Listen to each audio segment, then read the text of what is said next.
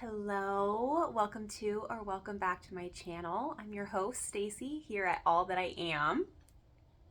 I'm really excited to do this video because as we start winding down from the year, we naturally kind of go into this reflective state where we kind of ponder and reflect over the last 12 months, and there is probably going to be a lot of people in their feeds talking about how amazing their 2024 was, and that is so amazing. And if you had an amazing 2024, I'm like cheering you on. I can't wait to see what 2025 brings for you as well. But I'm creating this video for those who may not have experienced that, and I just kind of want to share how my 2024 unfolded, and how I navigated through some of the major trials and tribulations that rose up in my reality.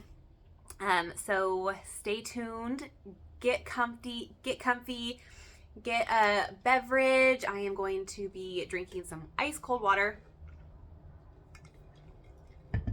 to really just nourish and hydrate my body today. So yeah, let's get into the year. Okay, so this is going to be like the 12 months of 2024. I'm going to go through each month kind of individually, share where I was at the beginning of the year, and then kind of see how the year unfolded for me, what kind of things came up, and then where I'm at today in December at the tail end of 2024. Okay.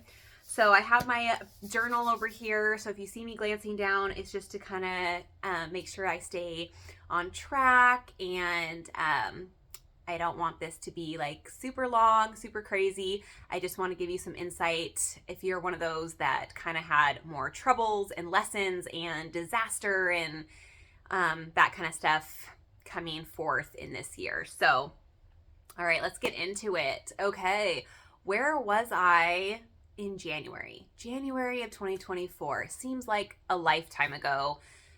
If I'm being honest with you, it's so crazy that we're already like almost a year past some of the hardest times of my life. So, January, I was embarking on a new business venture. I had, really formed a great bond with a girlfriend of mine, and she asked me to embark on this journey with her and create this women's based networking group with a boutique to host and like have those like women-owned businesses, curated items, goods inside of a boutique. Okay, so that was so exciting. January, it felt incredible. I was so honored to have been like asked to embark on this journey. I had been kind of in this like standstill of like really not knowing which direction I wanted to go, and trying to, bring in more income as kind of like a stay-at-home mom. I was still doing hair a little bit, bringing in a little bit of income, but not as much as I would, love. And so when this business opportunity arose, I was so excited. It was like, yes, the light at the end of the tunnel. Like it was this feeling of like nothing's gonna stop us. Like me and this girlfriend had our theme song was nothing's gonna stop us. We celebrated with our families. We locked in a boutique space, and we were just like on cloud nine. Life seemed so promising. Things just seemed like so in alignment, and we were just ready to, hit the ground running, if you will. And so, then we, so that was like my business life. And then in my like personal life, we were battling with my mother-in-law having cancer, and she had just gone through a surgery, removing some of the cancer, well, what we thought was all of the cancer.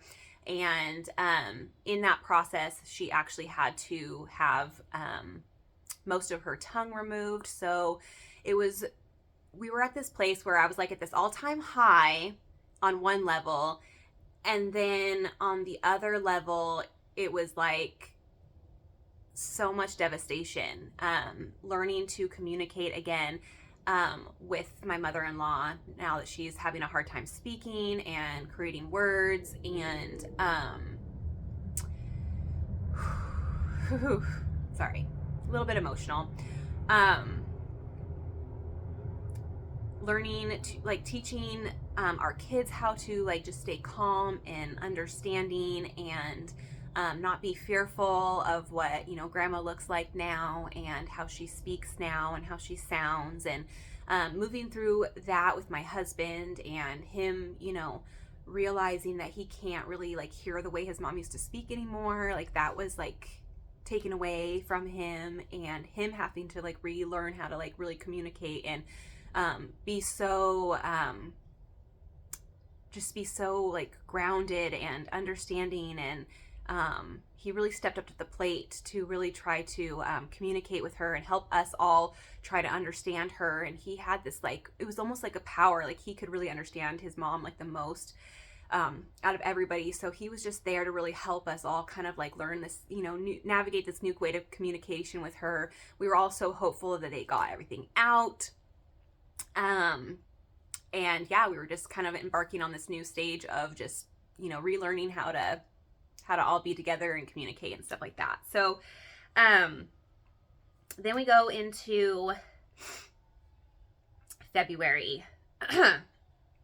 February, we started the boutique, started remodeling, started to build out and design how the boutique was going to look.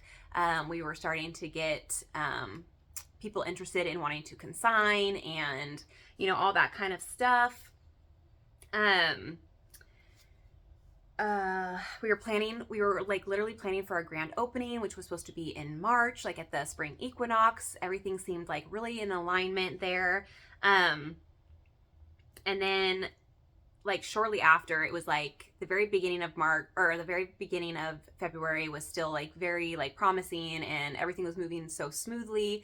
And then we were installing the floors, and that was a huge fiasco. And I actually created a video back in like March or April of this year, explaining how I repeated a cycle, and how I went into detail about that whole situation and this downfall of this business partner, and how wild it was to see. So we had gotten like the floors done, and that was a disaster. And then that's when everything kind of went downhill. There was lack of communication, there was backstabbing, there was betrayal, there was talking with everybody else around me, but like not communicating with me, like the business partner, you know. And I go into major detail in that other video. I can have it linked down here below if you're curious about how I repeated a cycle of losing a business 2 years back to back.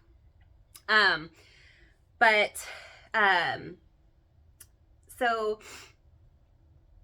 that was, I was literally just about to like, not celebrate, but it was like the 1 year mark of when I lost my first business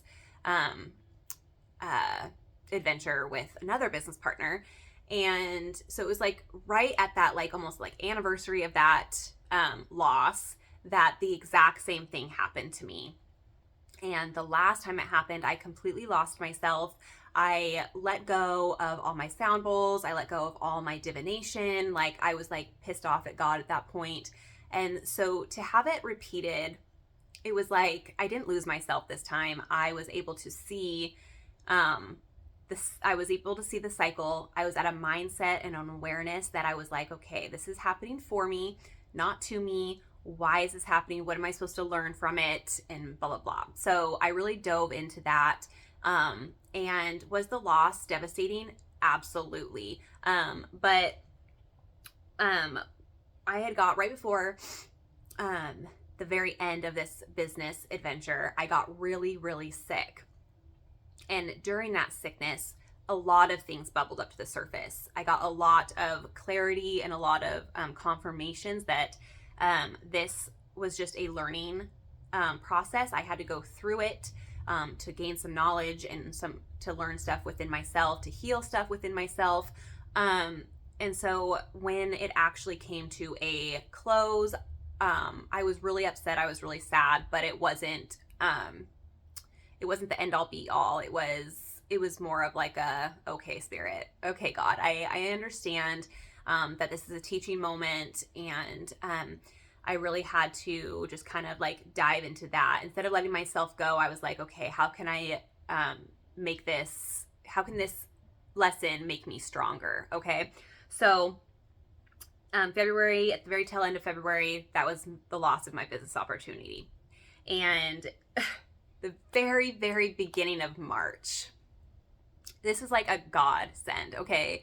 My childhood best friend treated me to a Christina Aguilera concert at the first weekend in March. We went to Vegas.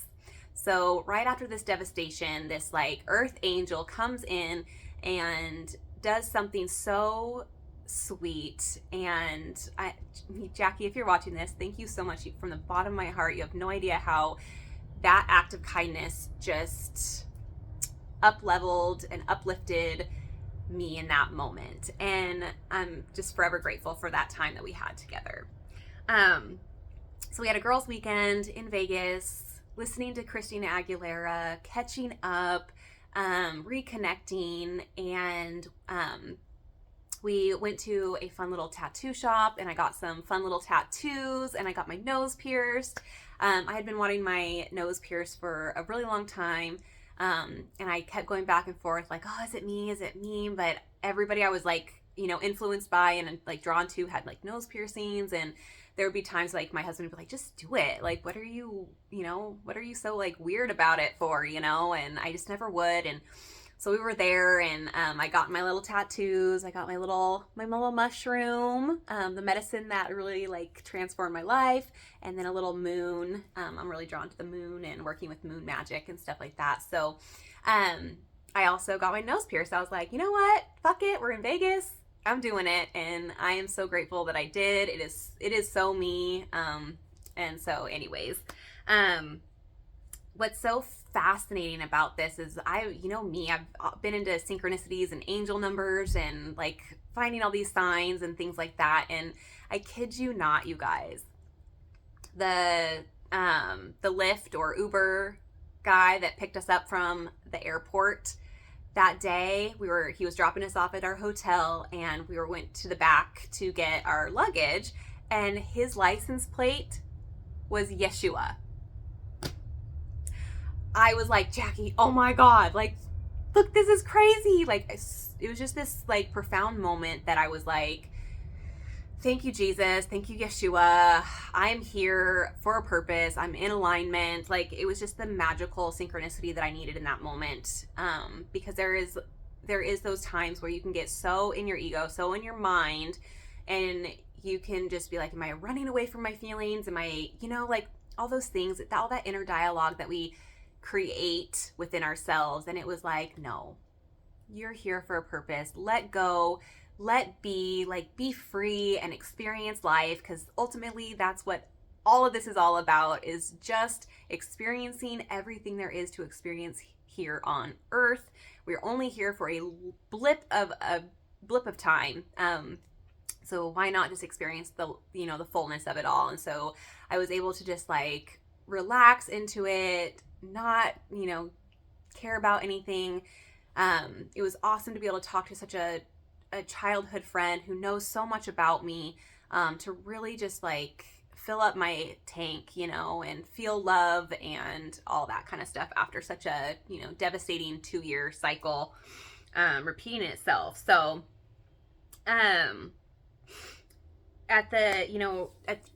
towards like the end of March and everything, like we were still like, working through all the stuff with, Matt's mom, and we were so hopeful that everything was good and going well, and she was getting ready to do her rounds of radiation, and we were just in the state of like, yes, she's gonna beat it, and then we went into April, where we were met with the devastation of the news that the cancer had came back, and that it came back with a vengeance, like night and day. Like it was just insane. I'm not going to go into a lot of detail around this because it is very it was a very traumatizing month of April into the very beginning of May.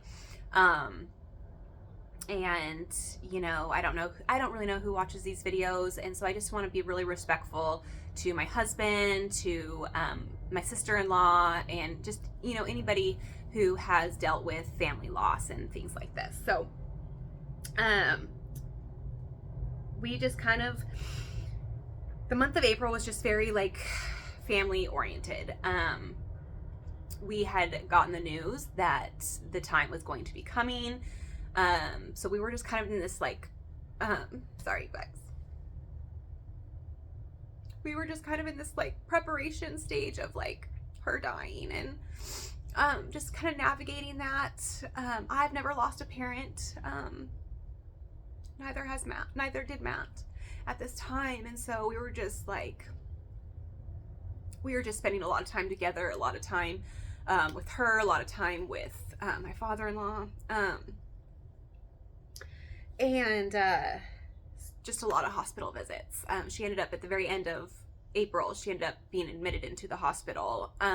The cancer inside of her throat started bleeding, and my father-in-law freaked out, and at this point she was on hospice at home. But when that happened, he freaked out like I feel like anybody would. And so she was admitted into the hospital, and she remained there for about 2 weeks. It was very interesting navigating, having a young child and a teenager who had just lost his grandfather the August before. And just being in this place of strength for them, for my husband,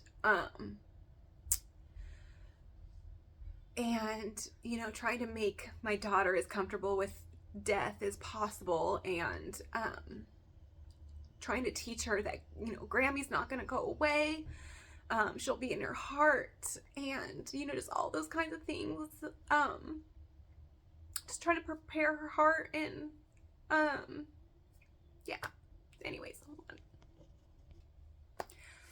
Oh, you prepare yourself to have these conversations, and still the waterworks. Oh my goodness. So this leads us into May, and we lost my mother-in-law on May 4th. May the 4th be with you. I can say that now with a smile because I know she's here. She's probably here in this room with me as we speak. So that's really reassuring. But nonetheless, we were at rock bottom. The loss of a parent is out of this world traumatic. And I've never seen my husband cry the way that he did, and these moments that we just held each other and no words were even spoken. It was just sobbing together and connecting in a way that we've never connected before. And just to navigate that and try to be this, as the wife, with no experience of losing a parent, just trying to be that strength for him and the strength for the kids for losing their, grandma, and just kind of the waves. So the month of May was just kind of very up and down, good days, bad days, being there for my father-in-law, who just lost the love of his life. They were inseparable. They did everything together. So seeing his devastation was so hard.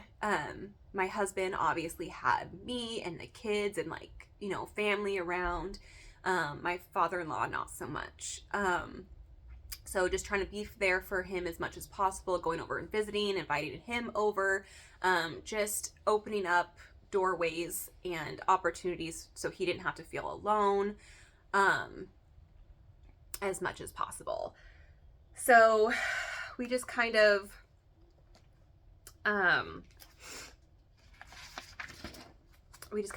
were there for each other. And then I had gifted myself the psilocybin journey, and over Mother's Day weekend, so I went and dropped my kids off at the grandparents, my parents, and I wanted some alone time to just really dive really deep into my own space, my own heart, and it was the most transformative experience to this date. With psilocybin, I got a lot of clarity on my mission here, and it just, other journeys I've taken, I've always had somebody around, so this one was just so important to me, to just be by myself, move through the medicine by myself, breathe through the hard moments, and I was able to see that even through all the hard lessons that I've had to endure the last few years of my life, that they're there for a purpose. I can't really articulate what was said between me and some people. Like, I was met with the soul of my ex-business partner, and we communicated on a soul level, and basically, like, her soul was communicating with my soul, saying, you know, don't hold hate in your heart for me. Don't, we signed up to do this together. We signed up as souls to move through this kind of a lesson for you and for her. And it was like, I was met with I just started bawling, and I was like, okay, I understand that this is all just, you know, it's happening for us, not to us. And so it was just this closure, that I felt after that. I was the medicine woman. I was the shaman. I was met with my father's demons. I was met with my grandmother's demons. I was met with my cousin's demons, and I was the alchemist. I was the medicine woman. I was transmuting their darkness and bringing it into light. And it was just like so profound, and I'm getting full body chills, because that I do believe that is part of my mission here, is to help heal those deep ancestral wounds within people, and create the spaces for them to honor their wounds, to honor their darkness, and help bring them up to the light. So that was so transformative. I couldn't even believe what I was experiencing. My grandmother, who was a musician, a lot of her life, she was literally there, like, teaching me how to use my voice and, like, to sing. And it was incredible moments. So that was Mother's Day weekend. And then at the very, very end of May, I had a big family vacation in Redmond, Oregon. It was the first year that my husband was able to go with us. We had this big house at a resort in Oregon, and my aunt was there, my mom, my sister, and her husband from Tennessee came, my granny and her partner, and my uncle and his son. And it was just like, we were all together, and it was like really what my soul needed at the time was just that family connection, that love. There was just such good conversations that were had, just such great moments. That year is going to be, you know, just that trip is just going to be so near and dear to my heart. And we have another one planned for 2025 that I cannot wait for as well. So that brings us into June. Matt had his psilocybin journey, and it was one of the first journeys that he had where I kind of helped facilitate it. We, cleared the space really well, and it was just so beautiful to sit there and it's like 8 hours of a journey, and I was just sitting there writing things down that would, he would speak out loud. He's, blindfolded, and he is just deep within his own soul. And he actually spent 3 hours with his mom. And so it was so beautiful. I could tell he started speaking really quietly, and I could hear he was saying like, I love you, I miss you so much. And so I jotted down like, I love you, I miss you so much. And I just kind of thought like, oh, maybe he's talking to his mom. And what's really interesting is the power of the subconscious. The subconscious doesn't know the words don't or not. So when you're setting intentions for these kinds of journeys, which are so important to set intentions for, he had said, I don't want this to be about my mom. And so what his subconscious heard was, I want this to be about my mom. And so he was met with his mom. And it was a beautiful experience. I also have a video where I kind of interviewed him after his journey, and we go into detail about psilocybin and journeys and things like that. So I'm not going to go into a lot of detail. I just wanted to share that he had this profound moment. I had this moment where I could just see, there was moments where he just started screaming, anger was coming out, and I would just sage and blow all of that negative energy. It was like his demons within him were coming out, and so we needed to clear the air. So it was just a really awesome opportunity and experience to be on that side of someone's healing journey and have those intuitive hits to know when to like clear the air and to, help them move through something. And then over my son's birthday is in June, and so he was turning 13, big 13. We decided to just go on a big family camp trip out into like the middle of the wilderness. We were right on a river. I can't remember what the river is called, but we were right on the river. So it was just like 2 days of just pure connection, no cell phones, no technology, just family presence, bonding, like, oh my gosh, sleeping under the stars, like, it was magic. That was over the summer solstice, exactly. So it was just so beautiful. It was the best way to just start the summer. We were starting to get beautiful weather here in Washington State, and we were spending a lot of time outdoors. And so that nature and sunshine was just very healing in that moment. And then we're into July. July was just a lot of family time, just being together. We did end up spreading my mother-in-law's ashes out in at a little camp area that they all grew up, all the kids grew up going to a lot of the summers growing up. And my mother-in-law and her husband even continued to go visit that campsite and camp by themselves after obviously the kids are all grown up and stuff. So it was just a really beautiful moment with my husband and my sister-in-law and my father-in-law and our two kids. So it was a beautiful moment to honor her and wish her well and let her, her body be one with the earth again. So on another note, in July, one of our hens went broody. So we have some chickens that we raise in our backyard, and just for eggs, and just like companions. And one of our chickens went broody, which means they want to be a mom. And so one of my other girlfriends has chickens as well, and she actually has a rooster. We're not allowed to have roosters at our house. So she had some fertilized eggs, and we grabbed a couple of them and let the journey of our hen become a mom and roost on, or not roost, but you know what I mean, lay on her eggs.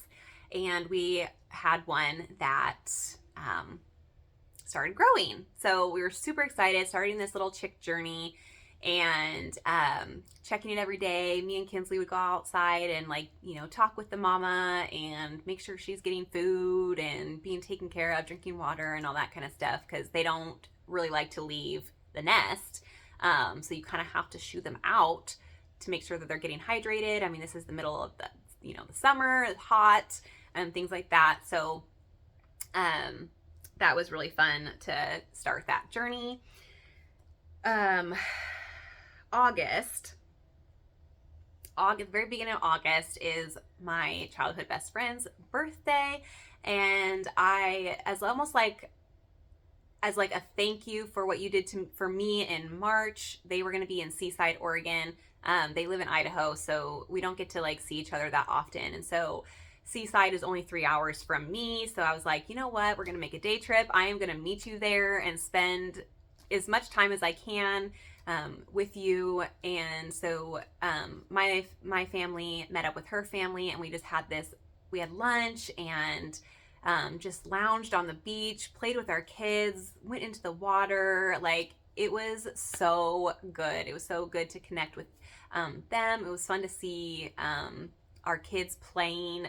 She has a 5-year-old, an 8-year-old, 9-year-old, I think, an 11-year-old, 8 or 9 and 11-year-old. And so really similar ages with our kids. Her daughter is like just a few months younger than my daughter. And I think as we were young little girls dreaming up our, our futures, it was always something near and dear to our hearts that we would have kids that grew up together. But she had kids way before I, started embarking on my motherhood journey. And I had Kinsley, and she had her daughter shortly after. And so it was kind of like this moment like, oh my God, we have these 2 little girls now together that are so close in age. We've gotten them together a couple times over the last few years, but this last time in Seaside was just so fun to see them connect and play in the sand and play in the water and just be like these little mermaids. And oh my gosh, it was magic, like pure magic, and just, it was incredible.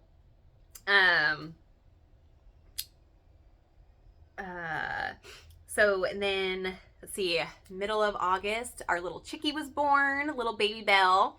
And then that's where it became, I was outside like every day. You don't know how crazy it is to watch a chick hatch, but like, and like try to watch this hen like do its motherly duties and yada yada. I just had to help a little bit get the shell off so it didn't like shrink wrap onto it.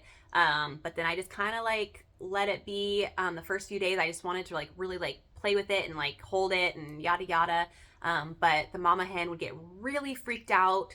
And so I had this moment where I was like, the motherhood, like the motherness in me was like connecting with the motherness of this hen. And I had this like direct download, like, how would you feel if somebody was coming and like always trying to take your daughter out, like away from you and yada yada? And I was like, oh my God, I would never want that. And so I really just kind of took this stance of like, okay, I'm going to just let nature do what it's supposed to do.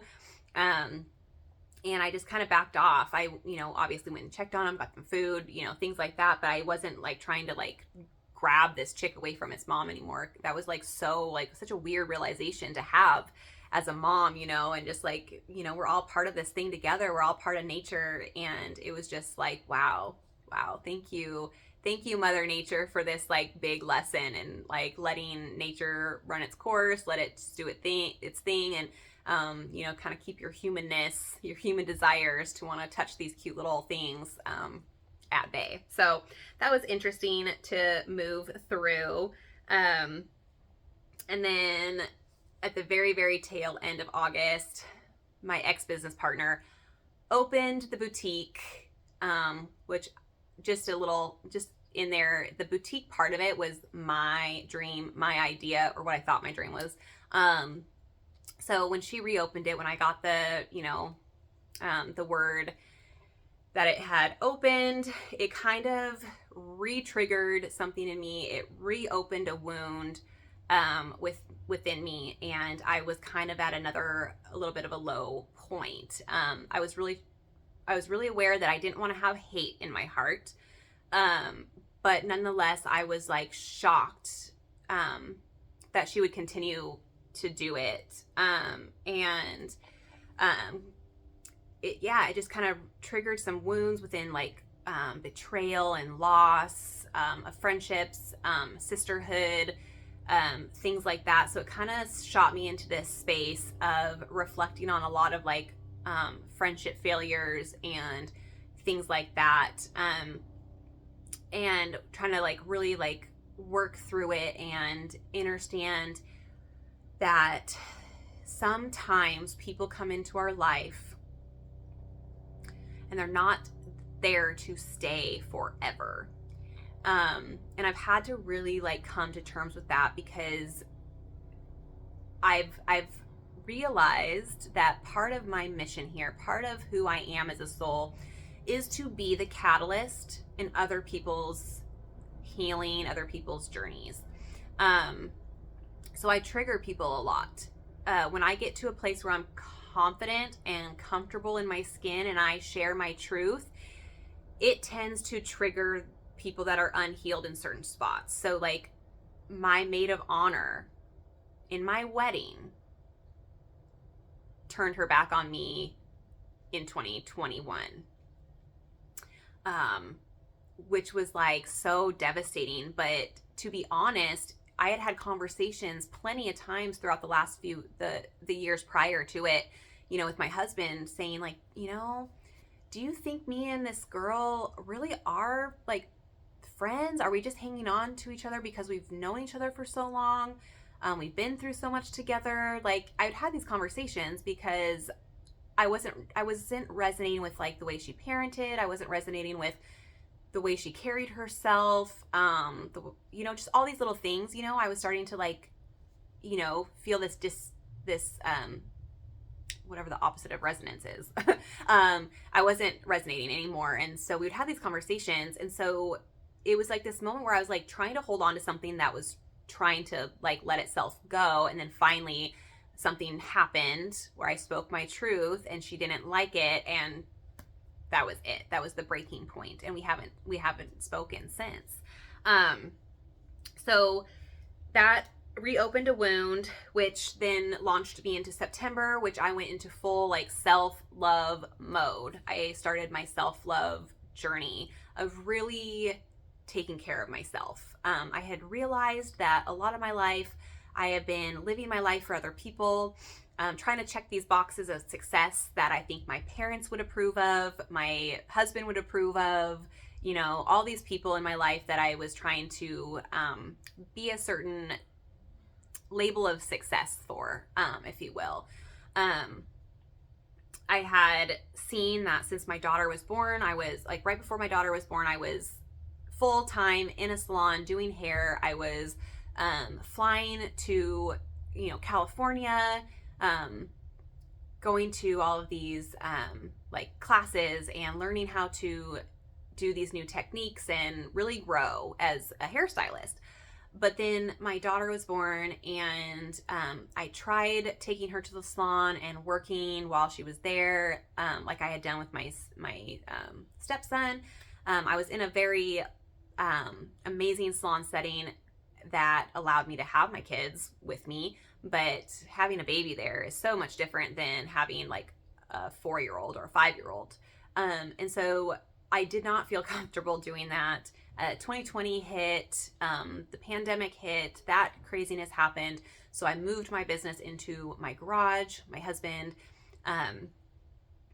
you know, gutted out a part of the garage and put in a sink. And so it was a full service salon in my garage that I could still like be a stay-at-home mom, but still make some income at the same time. I really had to tuck my tail at this time, you guys, because I've always been in a professional setting, and a garage is not, as much as like the little part of my garage that I try to make cute is cute, it's still a garage. It's still my husband's woodworking, my husband's tools, like. So I went through this phase in 2021 to about 2023 where I was just like, okay, I had to really like realize that the people who followed me to my salon really care about me. They love me for who I am. They love what I create for their hair. So I really had to like tuck my tail, put my ego aside, and just say, okay, it is what it is. And these people are not really paying attention to everything else around my garage, okay? But nonetheless, throughout this time, it's like this identity of mine is dying. I've been a hairstylist for 17 years. I don't have the passion to keep growing it. I don't want to bring strangers to my home, obviously, so I'm not taking on new clients. I've had so many clients leave for whatever reason. They move out of state. They just stop. I don't know. I've lost some that just don't even talk to me anymore. And life happens. I get it. And I've really had to work through that because, you know, as a hairstylist for 17 years, I've had some clients that have followed me for almost that amount of time, maybe 12 years. And some of them still are coming to my garage today. So if you're one of those that are watching, stumbling upon this video, I'm forever grateful for you. But nonetheless, like you as the hairstylist, you kind of create these friendships, or what I thought were friendships, because I would see these people more often than I would see my own immediate family, or even talk to some of my immediate family. So I felt like the connection I had with some of these clients were not, I don't want to say stronger than my family, but like we connected more than my own family. And so to see some of them just kind of like drop off and not talk to me anymore and things like that, it's been really hard to navigate through and to really work through. And I'm just kind of sharing some of these things because as I've been reflecting, you know, the past like month or so, I've realized how much I've held on to those kinds of things, and I'm seeing that they're kind of all starting to just shed and let go. And I'm slowly learning to let go of that version of me who is dying. That version of me isn't who I'm trying to become now. But it is like moving through hurtful things, you know, and not understanding why these people don't want to pay for my time anymore, pay for my work anymore. Being in a place where people don't, 2 years ago, I had clients booked in December, right before Christmas, and then, which is like, you know, hundreds of dollars worth of income, and they just cancel. And I get things come up, I get it, but being self-employed, like anytime somebody cancels, that's my income being affected. And so I would spiral into these like depressive states because I was like, I don't want to be in a career anymore where my livelihood, the way that I can spend, the way I can support my family is directly affected by somebody else's idea of how they want to spend their money. So if they book an appointment with me and they're like, oh yeah, and then, you know, a couple days before they're like, oh shoot, I don't really actually have the money for this, they just cancel. And it's like they don't even have like the thought, like, how is this affecting her income? It's not like I'm getting paid by an employer just for showing up, you know? And so I would be trying to move through these feelings and this loss, and seeing my hair career just dwindling month after month, year after year. It's devastating. It's a hard place to be. And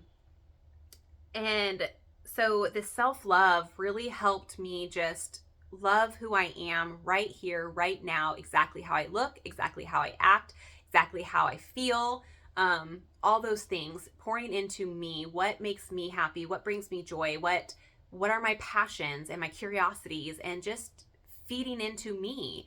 I had been giving myself away to so many people so long that I had forgotten how to really like love me unconditionally. And so September was that month where I was like, I'm going to be a little selfish and, you know, do things that I feel are right for me.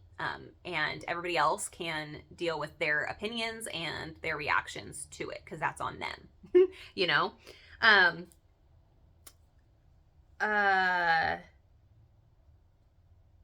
Yeah, so the roots of my wounds, finding the roots of my wounds around betrayal and sisterhood, I decided to open up my own online boutique. I had realized that if I would have embarked on the journey of opening a like brick and mortar boutique, I would have been strapped to it. I would have been strapped to the networking part of it. I would have been so busy that I wouldn't have time for the things that actually really like light me up. So it was such a blessing in disguise. But I am a creative. I had planned on, putting my curated goods that I love to create, into that boutique. So I was like, why can't I just do it for myself online? I'd already had, the Etsy shop. It was a different name, and I was doing different things with it, but I just changed the business name, and so it would be all encompassing. So it's All That I Am Boutique on Etsy. And it's just all encompassing, like all of who I am, and all of who I am is forever changing as I learn and grow and evolve. The things that I'm into will evolve, and I just wanted something where if I'm into painting for a minute, I'll put my artwork out there for whoever might be drawn to it or called to it.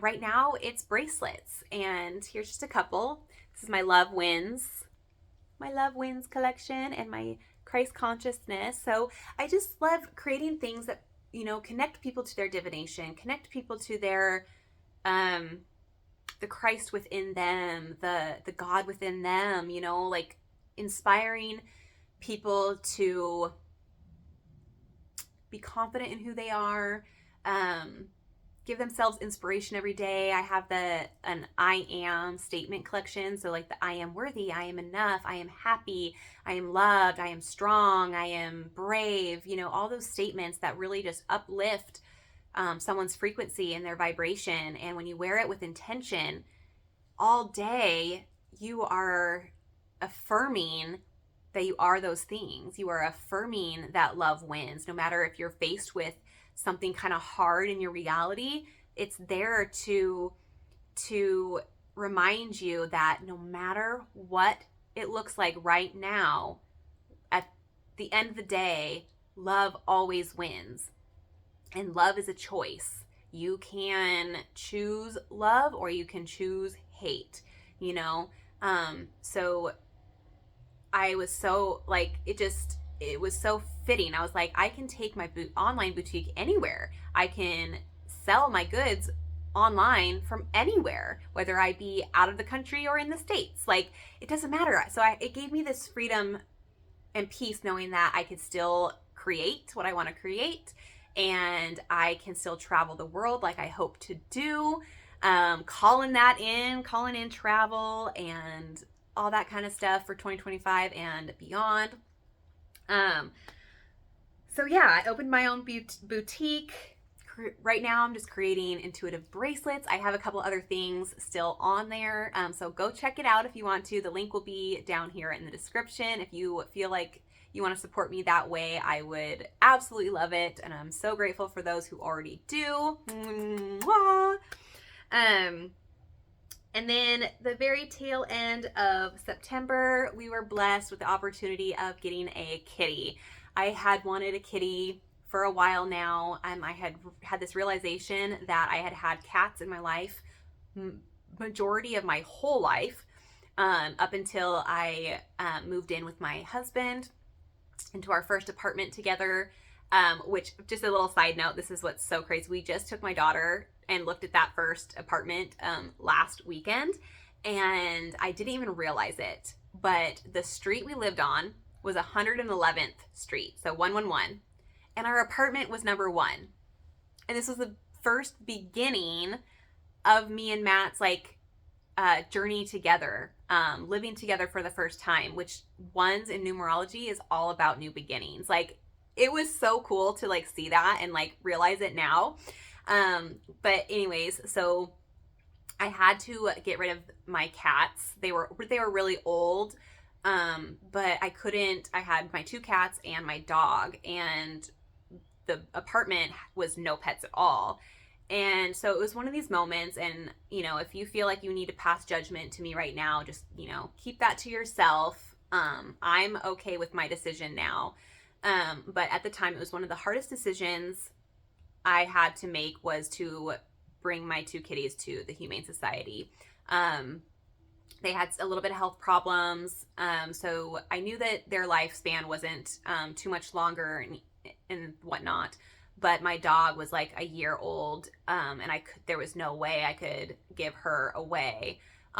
So I made a really hard decision for myself. I cried. I grieved for quite some time, but nonetheless, it happened, and it had been 10 years since I've had kitty energy in my life, and it was really starting to call to me. And my husband was very against it for so long. What's interesting, I feel like I want to share this because I had gotten to a mindset where I'm here to live this life for me. I don't want to be controlled. I don't want my marriage to control me. Things like that. I don't think that marriage should be something that keeps you from still living your truth, your authenticity. If you have goals that don't really align with your partner, it shouldn't stop you from them. I remember hearing somebody in my family say, we were talking about tattoos, and somebody in my family had said, like, oh, count me out of tattoos. You know, my significant other would kill me if I got a tattoo. And that like triggered something in me, and I was like, you should never be with somebody who would like be in disgust of something that you truly wanted for yourself, you know? And so I started thinking, and I was having these moments where I was like, okay, Matt doesn't want to have a cat, but I do. And my marriage shouldn't stop me from having something in my life and experiencing something in my life that I want and I'm desiring. And so I was getting ready to have these conversations, and this wasn't going to be a hard or an easy conversation, right? And so I was gearing up in my head, and I was like, how am I going to bring this to his attention without like totally freaking him out and like, you know, all these things, right? So I was having this inner dialogue of saying like, I just don't think marriage should keep us controlled, and I don't think that it should limit us on what we want to achieve and experience in this world. It's such a short life here. We should experience it all. And before I could even have that conversation, he was like, I think I'm ready to have a cat. And I was like, yes! I was so excited. And so she's down here with me. So I'm just going to kind of show you my little baby Onyx. Oh, yes. Oh, the baby Onyx. My little baby. She is just the most precious little beansy baby in our life. She's brought so much joy. To see her connect with my husband has been like the most amazing thing. She's playful, she's spunky, she's a snuggle bug. She literally comes and sleeps on my face or in between me and Matt every single night. Sometimes I'm not the most happy about it in the mornings, but you can't even be mad at her. So it's just been beautiful. She was meant to come into our life at that exact moment at the end of September to just kind of bring some more joy and liveliness and that cat energy. I recently had seen something where somebody said, now I'm not saying this is the truth, but it resonated with me and I'm going with it because I love it. But domesticated cats they're obviously domesticated cats on this realm, on this dimension, but in a higher realm, they're dragons. And it makes so much sense because if you actually notice, domesticated cats have like reptilian eyes. They don't have the same eyes as the other cat kingdoms like lions and tigers and like jaguars. They don't have the same eyes. And for the longest time, people would say, oh, they're like related to snakes and blah, blah, blah. And I just didn't really like that. Not that I have anything against snakes. But when I heard that they are dragon energy, I was like, that hit home for me. That resonated within my body. And I was like, yes, my little dragon is here in the physical to help me move through some crazy times.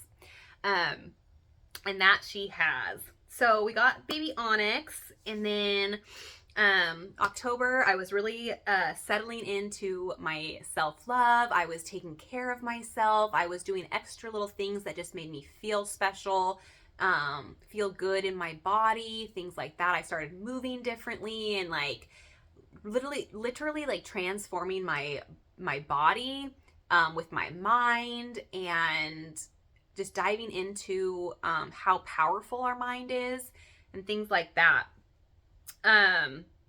Really nurturing my soul, and yeah, becoming very aware that my mind is the most powerful tool. We create everything through our mind, good or bad.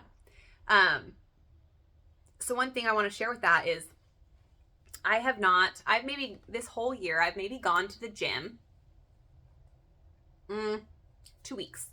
2 weeks out of the whole year, I've gone to the gym to be physically active, other than just day-to-day walking around, going to the store, occasional hikes, occasional, walks through the forest, like nothing strenuous. A lot of just like breathing techniques and literally just using my mind. I don't remember who the study was done by, but I had came across a study about mind control and how this doctor did a study where he had a group of people who were actually physically lifting weights every day. It was like a certain thing that they had to do every day, right? And there was a group of people who had a placebo of some sort, where they were, I forget what that group was, but anyways, there was another group who just sat every day for a certain amount of time, mentally envisioning themselves lifting the weights. At the end of the study, the group who physically lifted the weights had 50% more muscle mass gained. And the group of people who just sat and envisioned themselves lifting the weights had a 35% muscle mass gain. Now, obviously, physically doing it created more muscle mass, more gaining. But to just envision yourself lifting weights created a 35% increase. What are we doing with our lives? Why are we making things so hard when we can just train our mind to do the work for us? Work smart, not hard, right? Holy shit. So I took that and ran with it. And if anybody knows my husband, he's very logical, very, you need to go to the gym, you need to work hard, you need to eat certain ways, blah, blah, blah. And I was like, I love you and I appreciate where you've gotten me to this stage in my life. Before him, I was quite a bit heavier. So I just kind of want to, just for a second, want to preface, like, I've not been thin my whole life. I had gotten to a heavier stage in my life, about 40 to 50 pounds heavier. I do not have good genetics. Almost every single one of my family members is overweight and or obese. So not to place any judgment, I love every single person where they're at. I don't even see weight as like a bad thing. When I see somebody that's overweight or unhealthy, if you will, all I see is the trauma that's still within their body. Had to tell my daughter to quiet down just a little bit. I could start hearing her really loudly. So anyways, I don't see it as like a bad thing. I kind of like am like, oh, you have so much trauma stored up in your tissues and your cells that it's just screaming to be seen and loved. It's my belief that if you're in a place where you have done so many things, tried so many ways to lose weight, to get healthy again, and like, even if you've truly, like, this is where you have to be so honest with yourself, completely 100% honest with yourself, because you could be doing the work, but you could also be like sabotaging yourself in the same sense. Like, oh yeah, I did go to the gym every day this week, but maybe you made some poor eating choices, right? So you got to take responsibility for your own actions, what you are actually bringing to the table. But if you are somebody you have dialed in the diet, you have been doing exercise and, being religious about it and whatnot, and you just can't seem to shed a certain amount of weight, like maybe you drop 10 pounds, 15 pounds, like that, which a lot of people do. If you're pretty heavy, that first initial like 20 pounds drops off so fast because it's mostly water weight. But then you get to this plateau and you just can't get past it. It's because of trauma stored in your body. There's a book called The Body Holds the Score. I'm unsure who the author is off the top of my head, but if you feel like that's somebody, if you're one of those people who I've been trying, Stacy, I've done the things and I just can't get past this certain point, read the book The Body Holds the Score. It will transform your life and help you realize and understand that these things go way deeper than just surface level. And I want to just say right here, there is like generations of people who are very heavy because the programming in their life growing up was you have to clear your plate. If you don't eat all your dinner, you're staying at the dinner table until you go to bed. All of these things created this generation who don't know how to listen to their body. They don't know when they're actually just bored. They don't know when they're just emotionally eating. Our bodies don't actually need all the food that these teachers and nutritionists and things say. Like the original like doctors, like the people who created like the freaking food pyramid. Like if you're a smart person and you look at that food pyramid that we were all told was like the way to be healthy in the 90s, why on earth would bread and pasta be the biggest thing that we need in our life? Like, oh my gosh, like we live in the upside down, like literally. It's so crazy. Like other than the like sweets and stuff at the top of the pyramid, it should be like reversed.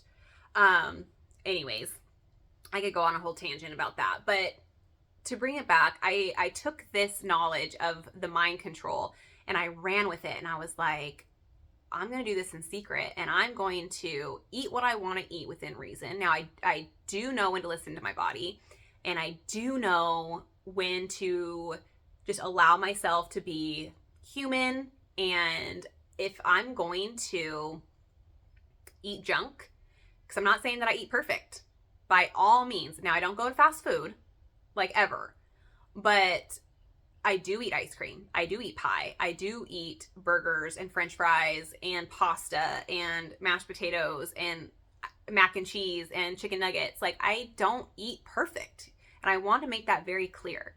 I don't want anybody to think or create in their own mind that I have it all figured out and that I eat perfectly and I consume all the right things. No way. I just know the power of our mind. And I know that on an energetic level, fear, guilt, and shame are at the lowest density, lowest vibration possible. So if I'm going to eat something that I know isn't probably the best for me, I'm not going to eat it and have those feelings. I'm not going to eat that and have the guilt or the shame. I'm going to own it. And I'm going to say, I'm eating this pint of ice cream because it's going to make me feel joyful. It's going to make me feel happy. It's going to comfort me. You bring those vibrations to it and you own what you're doing.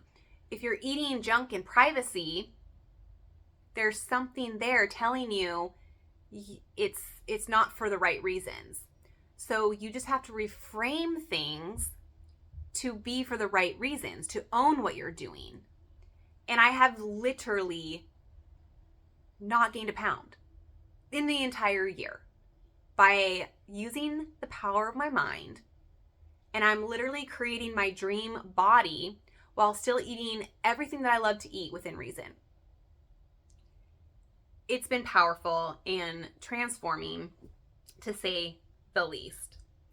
And then the very tail end of October, me and Matt celebrated 10 years together. a decade in partnership, 7 years married. It was so awesome. We're such in a place where we didn't really want to go and spend hundreds of dollars on a fancy one-time meal like we definitely would have. We were in seasons where we spent a crap ton of money on eating out in these fancy restaurants, and don't get me wrong, I love food like that. I love beautifully plated food, things like that. But this year it just felt so different, and I was like, I'm not feeling it. So we treated ourselves to a comedy show, and then we grabbed ice cream on the way home and snuggled up in bed together and ate our ice cream and, just hung out together in each other's presence. And it was the most perfect anniversary ever. So that closed out October, and now into November, we were hit with the US election. Now, I just want to preface, I don't participate in the system. It's my belief that it's a big ritual, and when you vote, when you cast your vote, you are signing up to participate in the game. And the game is divisive, okay? The left isn't right and the right isn't right, okay? We need to actually come together, and I can see this. And so I don't participate in that game at all, because why would somebody want, if you truly are on the side of unity, why would you participate in a game that just divides? Okay, so you vote blue, but all the people who vote red and resonate with the red viewpoints aren't being heard or seen. And then if the red side wins, the blue is not being seen and heard. So the truth, what I believe is the truth, is we have to come together. And I just want to say, like, I'm not a Trumper. I'm not any of those labels, okay?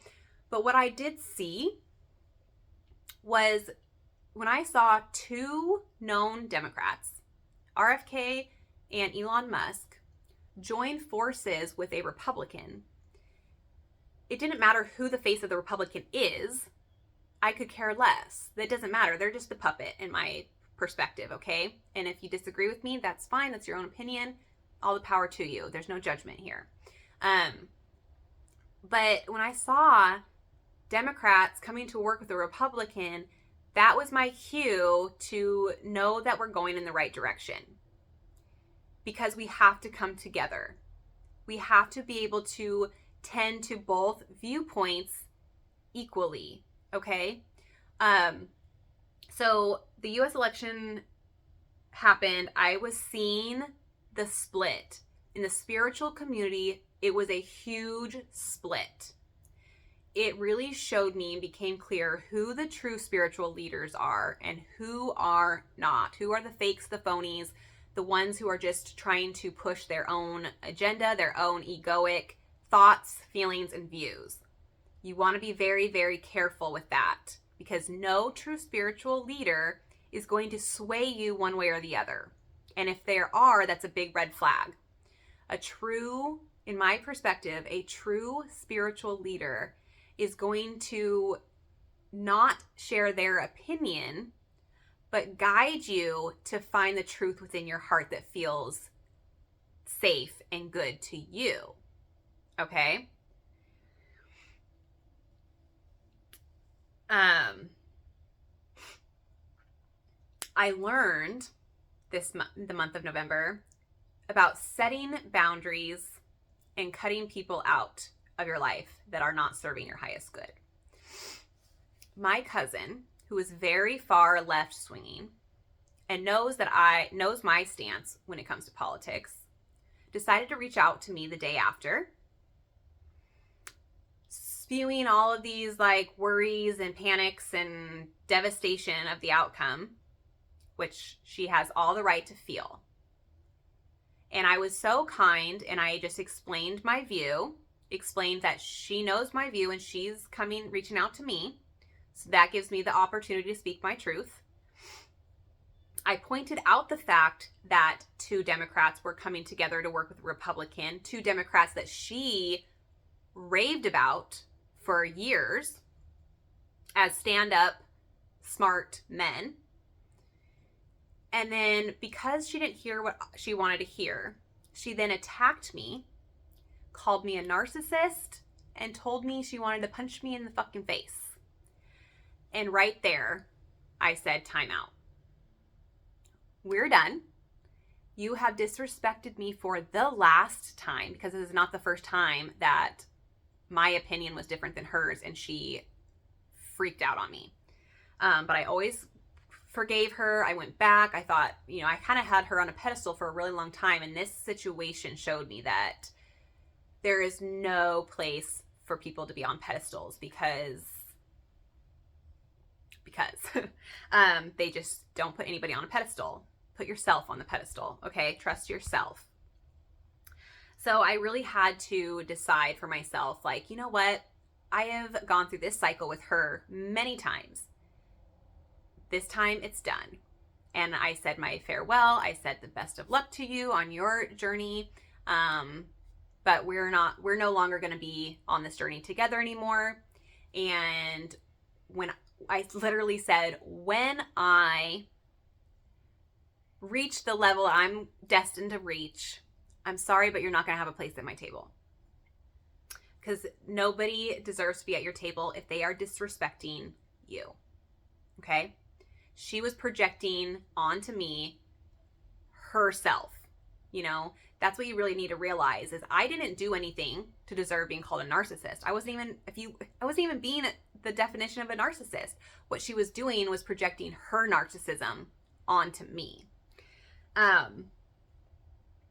So I was in this place of like, it's crazy that happened. And then I went into my 4-day sacred fast. I decided I was called to do this sacred fasting again. So, which is 4 days of no food. I just juiced. I just had juice. So I just had fresh beets, carrot, lemon, oranges, and apple, and ginger. So I just juiced. So all I consumed was just raw, fresh juice for 4 days. I wanted to quit on day 3. I was like, what is the purpose of another day? Like, blah, blah, blah, like I was getting tempted, the temptation was coming in, roaring its ugly head. And I made the decision to stick it out. I was like, you know what? No, I'm going to feel so much better if I just stick it out and I complete it the way I'm supposed to complete it. And I did. And I was so proud of myself. I felt so good that I tackled a big thing within me, and not giving up on myself and showing myself how truly strong I am.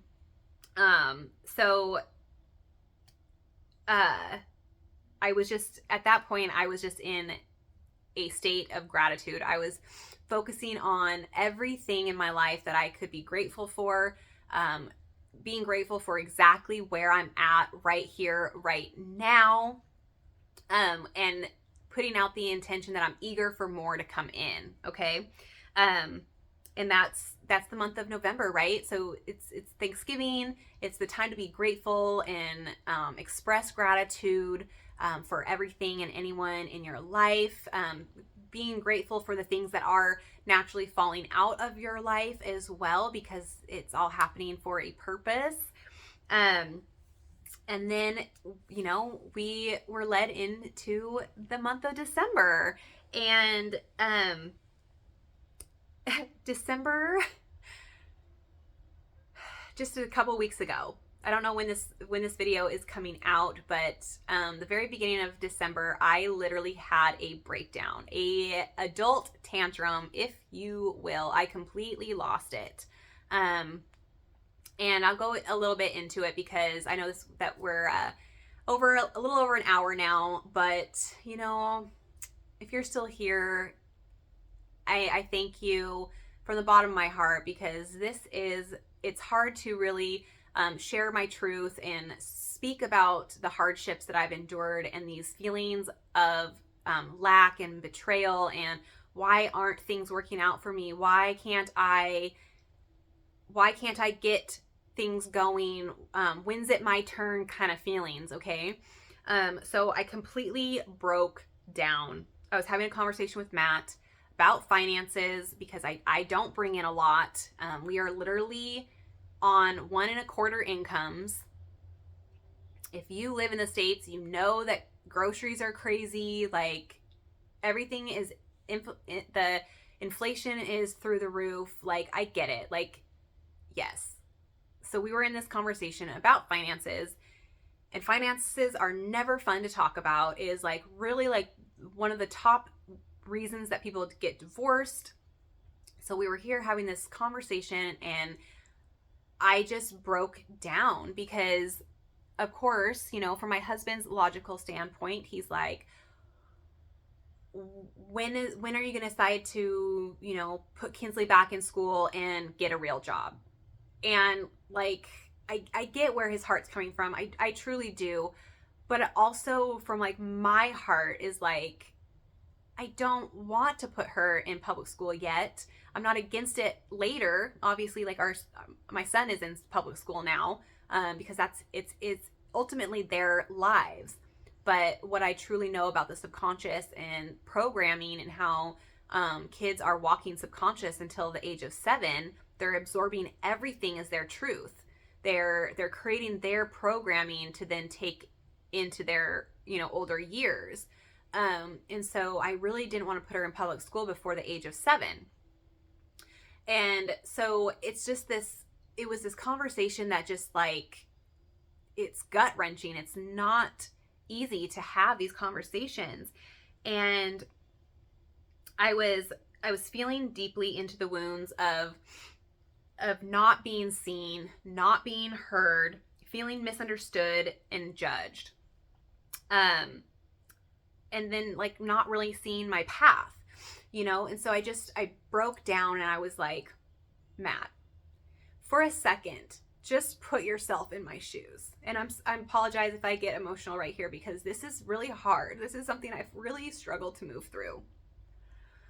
But I had this breaking point where I was like, I don't know what else to do. If I go get a regular job, then I'm still not feeling fulfilled. I'm just clocking in to make money, this fake material paper money that our own freaking government is billions of dollars in debt.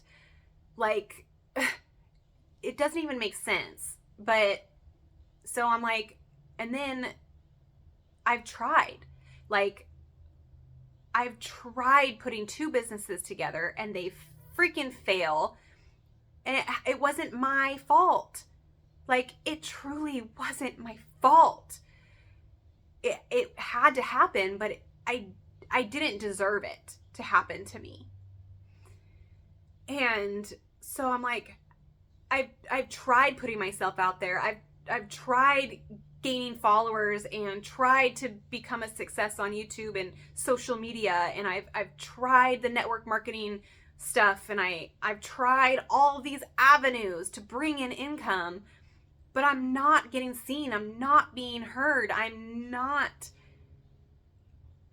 having the people that I feel are supposed to support me. I'm not feeling their support. They're afraid to share my content. They're afraid to put a like on the fucking videos. Like, all of these feelings of not being seen and not being heard were coming up, and I was just sobbing and like so mad and like frustrated. And it's like, what the fuck am I supposed to do? I can't see the path. I don't know what the next move is that I'm supposed to make. Every time I try and do something, I don't see the results, you know? So I had my tantrum and it forced me to really like think about what I really want. What do I really want my life to look like?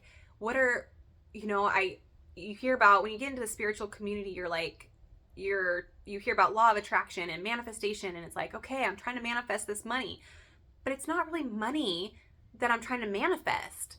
It's the freedom that money brings, or that money buys. It's the big ceremonies that are thousands of dollars to participate in. It's not the money that I need.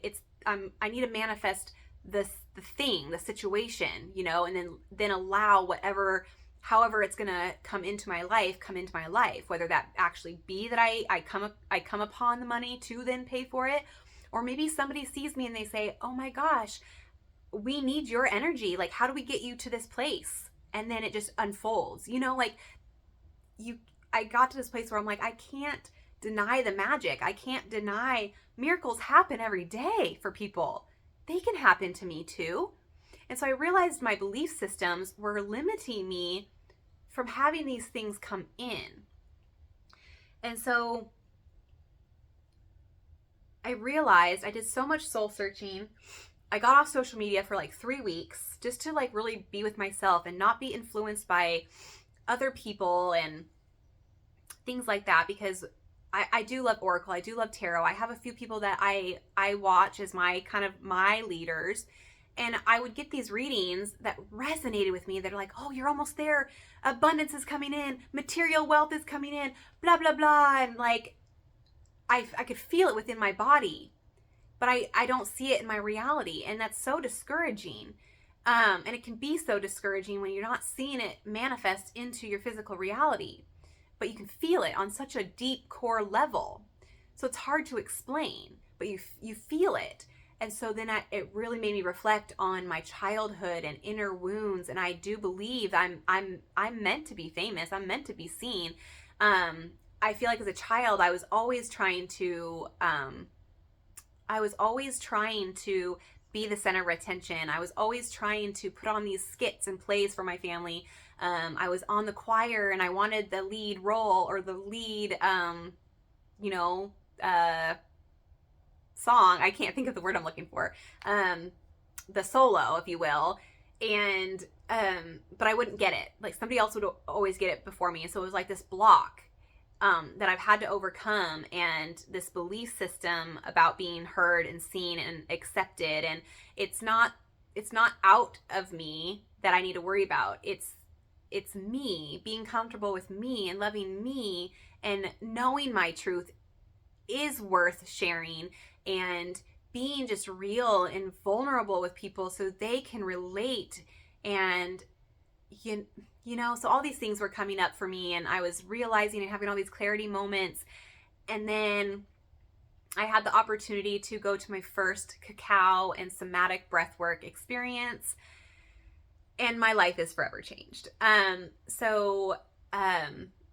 Cacao is an indigenous chocolate, raw form of chocolate. It's no sweetness. It's really, really bitter, actually. But you make it into this almost like a drink, like hot cocoa kind of. And the woman who hosted the ceremony, she used almond milk and cinnamon and maple syrup. And so it still had the bitterness, which when you have any kind of plant medicine, cacao is a plant medicine as well. It opens the heart space, and it's super nourishing to your body. But you have to taste the bitterness of every medicine. Mushroom, psilocybin has a bitterness, a taste that you have to endure. You have to endure it to really allow the medicine in. You can't be like, ugh, like, it's not the best tasting by any means, but you have to honor it, and you have to be grateful for it. And then you really get the benefits of the medicine when you come from a place of gratitude and understanding of the medicine. So we all just kind of like sat there, put intentions into our cacao, and then sipped it, and then it was led into the somatic breath work, which I've never experienced somatic breath work before. And just breathing put me into a psychedelic-like state without any kind of drug or plant medicine, if you will. So it was so mind-blowing. I was met with my higher self. I was in this realm of pure white gold light. And I was able to release things out of my body that I had been holding on to for a long time. Fear of being judged, fear of being misunderstood, fear of what I am learning and bringing to the table isn't going to be understood by all. And I was met with, you're not supposed to be understood by all.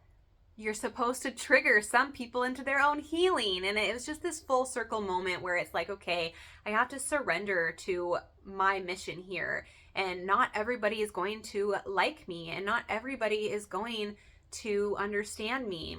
And the people that don't are the ones that need to hear it the most. They need to allow it to trigger them, allow them to finally get into their curiosity state, and then let their healing journey evolve and unfold for them. And so it was just this beautiful experience that just kind of rounded out the year. It couldn't have come at a better time. It was all about sacred darkness and going into the depths of your own darkness, the things that you hate about yourself, the things that you feel shame within your body, guilt and fear, and all this stuff we hold on to, and it becomes our part of our belief system, and we're afraid to do things because of that belief system. And it was just freeing to realize, like, it's okay. If you lose followers, you lose followers. They are not meant to be in your life.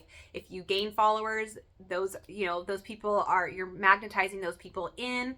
And so just being like, okay, I'm showing up authentically for myself. I'm speaking my truth, and those that are meant to hear it will hear it, and to not worry about anything else or anyone else.